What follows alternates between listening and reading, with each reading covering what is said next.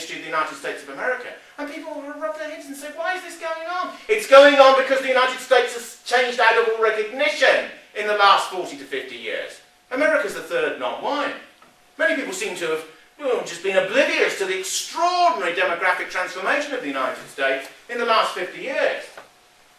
When people talk about the Kennedys, forget the false glamour and the bullet and who fired it, or bullets and who fired it, or them, and Marilyn Monroe and the secret bonking and all that. That's not the point. The real point about the Kennedys was the opening up to mass immigration from all over the world and the ending of the tacit but actual only white immigration policy, which had been institutionalised in the early 20s and which survived until the late 60s, similar to the Australian one. That's gone down. Now a third of America, when you add in Red Indians, as they used to be called, First Nation Americans now, and Afro-Americans, a third of the country is non-white. The whites are split between themselves and they're uncertain as the fiscal basis of their economy collapses.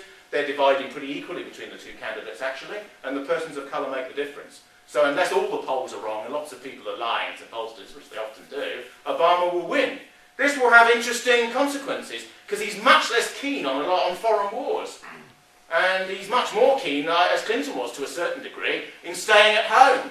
And in many ways, we're beginning to see, very radically, the beginning of the end of American power.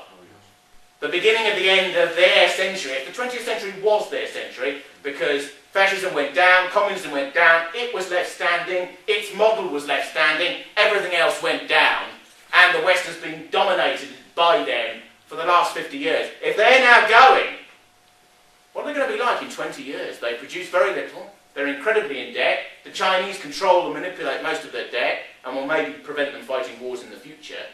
We here are dragged into war after war because we can't say no to the United States, because our politicians have no independent volition at all. I once met Portillo years and years ago, and he said we can never oppose the United States on anything in terms of foreign policy, because we're far weaker than we ever were, and we have to follow their line on virtually everything. They will protect us. They will defend us. If the Falklands happened again, or something similar, we couldn't even muster the naval force to go down to the end of the South Atlantic and sort of defeat a sort of ragtag and bobtail Latino regime. We have become subordinate to the United States, and those in our clerisy, our elite, who think that the United States isn't the answer, want to get close to Europe as an alternative model. In other words, whatever model they choose, Britain isn't the model or the first point of call, because they believe that Britain is over. They believe they can rule over the ruins, but it's the culture of the ruins of culture. I know people, I've never met Cameron, but I've known quite a few of the others around him at this time, and they believe that all they can do is rule over the ruins of what's left. Labour have been very cynical since '97. When Blair came in, he was such a pathological liar and such an actor and so convincing. He fooled many of our people for at least 7 or 8 years. You'd meet people, old dears and so on, and they'd say, oh, Tony Blair's a lovely man and so on, because he's such an extraordinary political charlatan. I mean, Brown looks so poor in comparison to sort of Blair's reptilian character, essentially, because Blair could argue for a Gulf War and against a Gulf War as convincingly, just like a barrister. He doesn't believe in a word of it either way. He can look you straight in the eye, he can be quivering with inner emotion, his throat can be catching, but he's just a character who's arguing whatever spiel is put in front of him or he feels he can get away with at the moment. And he fooled people for basically a parliamentary term and a half, 4 to 6 years easily.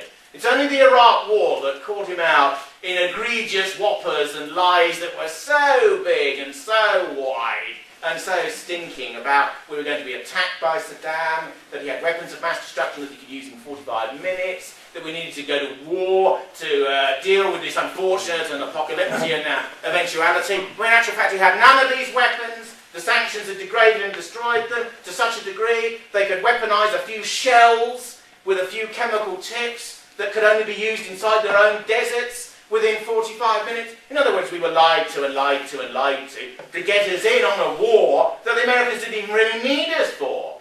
And when we got to Basra in the south of Iraq, we camped down there and all the Islamist militias shelled us 24 hours a day, night and day. And in order to pull back from the central palace to where we are now, 2,000 around the airport, training, quote unquote, the new Iraqi army, we did a deal with the most militant militia, the Sadrists. And we did a deal with them that we would let out all of their prisoners, including ones who committed many, many capital crimes. They had the death penalty in Iraq. And we let them out so they wouldn't attack us. They wouldn't attack us. The Iranians used to give $1,000, US dollars, interestingly, for each British soldier killed. And they get, because the Shia militias in the south are loyal to Iran. Saddam, for those who don't know, Saddam is not an Iraqi nationalist, he's a Sunni nationalist. He's loyal to his group in the middle of the country. We created Iraq. We created it. We pushed these groups together, and they don't like each other, Kurds, Sunni, Shia. We did this. We're back there now, 100 years on. In Iraq, in Afghanistan, doing America's bidding, doing the bidding of lobbies that are very powerful in the United States and have enormous influence over their government, in particular in relation to Mideast policy. But we cannot pursue an independent course because none of our elite thinks in nation-state terms anymore. They don't even think to the degree that de Gaulle and Churchill did, that we can have in some way some independent path for ourselves. We have no independence because our politicians lack the will to have such an independent current of mind. Now, many people observe what's happened to this society in the last 50 years, and they think that forces are so cosmic and so irreversible that they've swept over things, that they've changed things out of all recognition, that they can really do nothing. And the sort of Thatcherite economics in the wake of sort of Labour's failures in the 70s that were preached and came into power in the 1980s have just convinced people further of that. You privatise your own life, you look after your own family, the country becomes your own sort of family and its private concerns. They're all right, I'm all right, you're all right, we're all right. And for the rest, you just sort of, you watch the television but turn off what it means in your own mind. And lots of adults live like that. They sort of privatise their own sort of life and death. They live in little bubbles. People move about. Sort of 2 million whites have left London in the last 50 years. The Evening Standard hinted once that it was racial, the reason why they left, that there were demographic changes. I knew a very liberal chap who moved to get out of London, and I asked him 10 times why he'd left, and he broke down and cried. He broke down and cried because he said, I have to admit I'm a bit of a racist, he said. I said, I have to admit that I'm a bit of a racist, he said, because I left due to the fact that parts of South London are no longer recognisable. And I hate myself for that. I hate myself for that. I said, well, why don't you hang yourself then?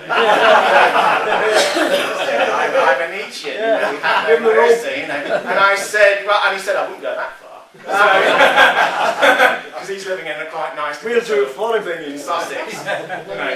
But it's interesting that you do hear more and more amongst many sort of quite liberal-minded people that they are deeply worried underneath the sort of carapace of political correctness and conformity. They're deeply worried. The people who are students, Trotsky students, 30 years ago, they see now many of the forces that they marched for with their sort of innocent stroke, non-innocent fists in the air. They see the result of what they brought about. Yes. Collapse of the family, marriage as an institution sort of was discredited. Marriages lasting 12 years. Ordinary people are behaving like Hollywood superstars, having 4 or 5 marriages in a lifetime. You've got a generation that's brought up, that's taught to revere drug addicts rather than soldiers and artists and scientists and architects.